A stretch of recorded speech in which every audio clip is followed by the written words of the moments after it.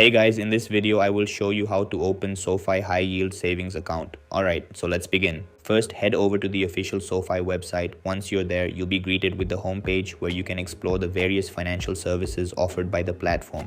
To open a high yield savings account, you'll first need to create a SoFi account if you haven't done so already. Simply click on the Get Started button to begin the process. Next, you'll be asked to provide some basic personal information. Enter your first name, last name, select your state, and provide your email address. After that, create a secure password for your account and complete the captcha verification. Once you've filled in all the required information, click Next to continue. After completing the sign-up process, you'll be taken to your SoFi dashboard. From there, you'll be able to access and manage the different services available on the platform, including your savings account. Once your account is set up, you can navigate to the banking section and proceed with opening your high yield savings account. You'll also be able to explore the various features and benefits that come with the account.